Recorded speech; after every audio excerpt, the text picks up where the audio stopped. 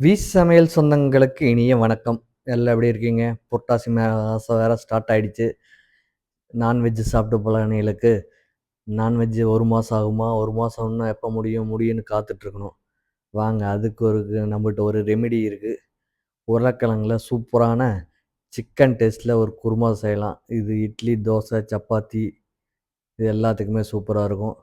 நீங்களும் ட்ரை பண்ணி பாருங்க. இது சமைக்கிறது ரொம்ப சுலபம். ட்ரை பண்ணி பார்த்துட்டு எப்படி இருக்குன்னு சொல்லுங்க. இதுவரையும் நம்ம சேனல சப்ஸ்கிரைப் பண்ணாதே சப்ஸ்கிரைப் பண்ணுங்க. ஃபுல் வீடியோ பாருங்க. உங்களுக்கு நெறைய டிப்ஸ் உள்ள இருக்கு. வாங்க எப்படின்னு பார்க்கலாம். இதுக்கு ஃபர்ஸ்ட்டு ஒரு 3 பச்சை மிளகாய சின்ன சின்னதா வெட்டி உள்ள போட்டுக்கலாம். அதே மாரி ஒரு பெரிய வெங்காயம்.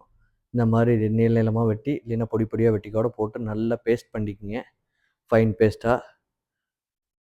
இதுலயே இஞ்சி பூண்டு போடுறனாலும் போட்டுக்கலாம். அப்புறம் 2 தக்காளி எடுத்து அதே மாரி ஃபைன் பேஸ்ட்டா அரைச்சு வச்சுக்கங்க. இந்த இன்கிரீடியன்ட்ஸ் எல்லாம் ஃபர்ஸ்ட்டு அரைச்சு வச்சுட்டோம்னா, நம்ம செய்யறதுக்கு ரொம்ப சுலபமா இருக்கும். அப்புறம் 1 கப் தேங்கா, ஒரு 5 பல்லு பூண்டு, கொஞ்சம் பெருசீரகம், அதாவது சோம்பு. ஃபர்ஸ்ட்டு ட்ரையா அரைச்சுட்டு, அப்புறம் கொஞ்சம் கொஞ்சமா தண்ணி ஊத்தி நல்லா ஃபைன் பேஸ்ட்டா பண்ணிக்கங்க. இப்ப ஒரு பேன்ல 3 டேபிள் ஸ்பூன் எண்ணெய் ஊத்தி, எண்ணெய் காயட்டும். எண்ணெய் காஞ்சோனயும் கடுகு போட்டு பொரிய விட்டுக்குங்க. கடுகு பொரிஞ்சோனயும், நாம வெங்காய பேஸ்ட் வச்சிருக்கோம்ல, அத போட்டு சேர்த்து நல்லா கிளறி விட்டுக்கலாம். வெங்காய பேஸ்ட் போட்டோனே இந்த மாரி தெறிக்கும் எண்ணெய். ஏன்னா தண்ணி மாரி தானே இருக்கும். தண்ணியோட கன்டென்ட் இருக்குல்ல, அதனால உங்களுக்கு வெடிக்கும். அது ஒண்ணும் ப்ராப்ளம் இல்ல. இப்போ இஞ்சி பூண்டு பேஸ்ட்டு சேர்த்திக்கலாம். தேவையான அளவு உப்பு.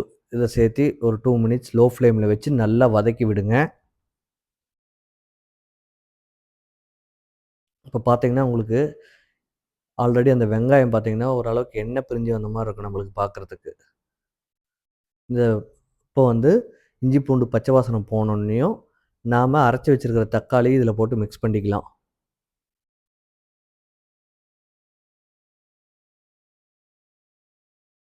இதையும் நல்லா கிளறி விடுங்க. ஒரு 2 மினிட்ஸ் நல்லா வேகட்டும். நம்மளுக்கு இதுலயும் ஓரளவுக்கு எண்ணெய் பிரிஞ்ச மாரி வரணும். கலர் எல்லாம் சேஞ்ச் ஆயிரும். அதுக்கு மேல மத்த மசாலாவ ஆட் பண்ணோம்னா நல்லாருக்கும். அதுக்குள்ள நீங்க என்ன பண்றீங்கன்னா, உ உருளைக்கிழங்கு 2 நல்லா வெட்டி ஒரு 5 நிமிஷம் வேக வச்சுருங்க. அரை வேக்காடு இருந்தா போதும். இப்ப பார்த்தீங்கன்னா, ஓரளவுக்கு வெந்துருச்சு. இப்ப நம்ம மசாலாவ சேர்த்துக்கலாம். ஃபர்ஸ்ட்டு 1/2 ஸ்பூன் மஞ்சள் தூள் போட்டு ஃபர்ஸ்ட்டு கலக்கி விடுங்க. இது ஒரு 2 நிமிஷம் கொதி வரட்டும். லோ ஃப்ளேம்லயே.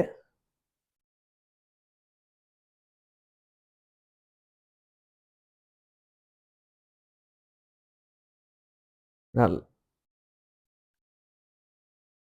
பாருங்க நல்லா ஓரளவுக்கு கொதி வந்துருச்சு. எல்லாம் நல்லா மிக்ஸ் ஆயிடுச்சு. இதுக்கு மேல நம்ம கூட மிளகாய் தூள் சேர்த்திக்கலாம். மிளகாய் தூள் ஒரு 1 டீஸ்பூன் சேர்த்திக்கங்க. நான் 1/2 ஸ்பூன் அ காஷ்மீரி மிளகாய் தூள், 1/2 ஸ்பூன் ரெட் சில்லி பவுடர் போட்டிருக்கேன். கொத்தமல்லி தூள் 1 1/2 டீஸ்பூன் போட்டுக்கங்க. போட்டு இதையும் நல்லா மிக்ஸ் பண்ணி விடுங்க.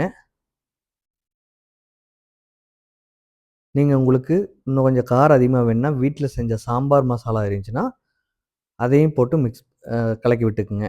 அதுவும் உங்களுக்கு ஒரு டேஸ்ட் நல்லாருக்கும். இல்ல சிக்கன் மசாலாவும் சேர்த்தலாம். உங்களுக்கு 2ல ஏதோ ஒண்ணு சேர்த்துட்டீங்கன்னா, இன்னும் டேஸ்ட் அதிகமா இருக்கும். நான் அதில chicken masala 1 1/2 spoon சேர்த்துனேன். Garam masala 1/2 spoon. இதெல்லாம் போட்டு நல்லா மிக்ஸ் பண்ணி விட்டுக்குங்க. இது டேஸ்ட் நம்மளுக்கு சிக்கனுக்கு ஈக்குவலா இருக்கும். தோசை, இட்லிக்கு, சப்பாத்திக்கெல்லாம் சூப்பரா இருக்கும். கண்டிப்பா ட்ரை பண்ணி பாருங்க. நல்லா ஒரு 5 மினிட்ஸ் நல்லா அந்த மிளகு அ ம் மசாலா வாசனை எல்லாம் போக வரை வறுத்து இது பண்ணி விடுங்க, வேக விடுங்க. அதுக்கப்புறம் நம்ம ஒரு 1/2 பாயில் பண்ண உருளைக்கிழங்க எடுத்து நல்லா போட்டு கிளறி விட்டுக்கலாம். இது ஒரு 2 நிமிஷம் அப்படியே கலக்கி விடுங்க. அதுக்கப்புறம் தண்ணி ஊத்திக்கலாம்.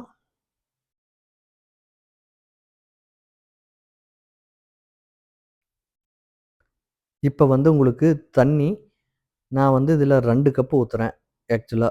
அப்படின்னா ஒரு 300 எம்எல் ஊத்துறேன். ஏன்னா அது கொஞ்சம் கொதிக்கணும், உருளைக்கிழங்கு வேகணும் அதனால. ஃபர்ஸ்ட் கொஞ்சம் கொஞ்சமாக ஊற்றிக்கிங்க. நீங்கள் பார்த்துட்டு அளவு பார்த்துட்டு ஊற்றிக்கிங்க. இப்போ நம்மளுக்கு இன்னும் கெட்டியாக இருக்குது, அதனால் இன்னும் தண்ணி ஊற்றிக்கலாம். இப்போ ஏன்னா ஃபஸ்ட்டு ஒரு கப் ஊற்றிருக்கேன், மறுபடியும் இன்னொரு கப் ஊற்ற போகிறேன். உங்களுக்கு ரொம்ப தண்ணியாட்ட வேணுனாலும் கிரேவி அதை மாதிரி வச்சுக்கலாம், ரொம்ப திக்காக வேணுனாலும் வச்சுக்கலாம். நீங்கள் எப்படி சாப்பிட்றீங்களோ அதை பொறுத்து. திக்காக வேணுன்னா கொஞ்சம் தண்ணி கம்மி பண்ணிக்கங்க, இல்லை இன்னும் கொஞ்சம் தண்ணி அதிகமாக வேணுன்னா தண்ணி ஊற்றிக்கிங்க. நம்ம கிரேவி ஆல்மோஸ்ட் ரெடி ஆகிடுச்சு, அதனால் அரைச்சி வச்சுருக்கிற தேங்காய் ஊற்றி நல்லா கலக்கி விட்டுருவோம். இது ஒரு 3 நிமிஷம் லோ ஃப்ளேமில் வச்சு கலக்கி விட்டோம்னா போதும். இந்த டைமில் வந்து நீங்கள் உப்பு கொஞ்சம் பார்த்துக்குங்க, ஏன்னா உப்பு பத்தலைன்னா இப்போ போட்டிங்கன்னா கரெக்டாக இருக்கும். இது நல்லா மிக்ஸ் ஆகிற வரை ரொம்ப ஹை ஃப்ளேமில் வைக்காதீங்க, ஏன்னா தேங்காய் ஊற்றுனதுனால லோ ஃப்ளேமில் வச்சிங்கன்னா போதும். தேங்காய் ஊற்றிட்டு அதிக நேரம் கொதிக்க விடக்கூடாது. இப்போ நம்மளுக்கு கொஞ்சம் திக்காக இருக்குது, லைட்டாக தண்ணி ஊற்றி ஒரு 3 நிமிஷம் கொதிக்க விட்டோம்னா நம்மளுக்கு அந்த தேங்காய் ஊற்றுனதுனால நம்மளுக்கு அந்த கெட்டி பதத்துக்கு வந்துடும்.